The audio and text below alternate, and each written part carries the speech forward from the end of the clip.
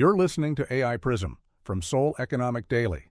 Before you send another application, here's what the job market data says today. Samsung Electronics employees can borrow up to 500 million won for housing at 1.5% annual interest. The market rate ceiling is 7.31%. Korea's pre-unicorn startups raised 1.76 trillion won over 2.5 years, but only 16% came from foreign investors, down from 22% during the 2020 to 2022 boom. A Supreme Court ruling this week changes overtime pay rules for part-time government workers. It's Tuesday, June 2nd. Let's look at what this means for job seekers and graduates in Korea. The Samsung housing loan changes the calculus for anyone evaluating a large Korean employer.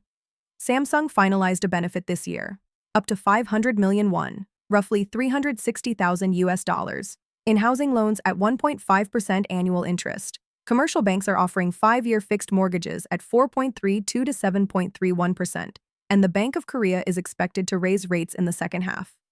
A Samsung employee accesses housing credit at approximately 1/5 the market upper bound. This benefit sits entirely outside Korea's household lending regulations. DSR and LTV caps don't apply to company-funded internal loans. In Seoul's restricted zones, regulated mortgage limits top out at 400 million, one for premium apartments.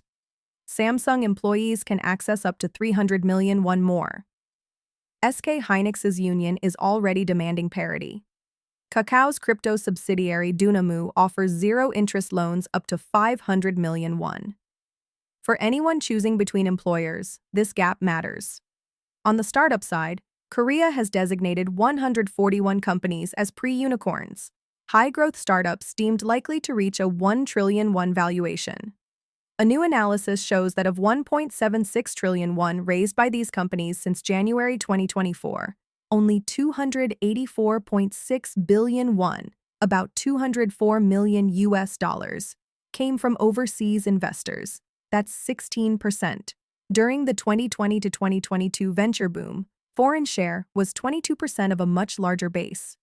Foreign investment in Korean startups does more than provide capital. It signals global market validation and opens international networks. A startup that grows entirely on domestic capital has a different ceiling. The trend line matters for job seekers. Korean founders incorporating outside Korea from day one grew from 8 US-based Korea-affiliated startups in 2021 to 30 in 2024, per Startup Alliance. Those employers have a structurally different growth trajectory. One more. The Supreme Court ruled this week that part-time civil servants cannot have a blanket 1-hour deduction applied to overtime pay. The rule exists to account for dinner breaks during full-time evening overtime, but part-time workers already working through those windows have different schedules. The court found equal treatment principles violated. This will prompt revisions in how overtime is calculated across sectors using flexible and part-time contracts. What to watch? SK Hynix labor negotiations. Will 500 million won become the new large employer housing loan standard? Ministry of SMEs Foreign Investment Support. Programs to improve overseas investor access expected this year. Post-election labor reform. July package may include part-time employment rule adjustments. That's today's AI Prism Careers Edition.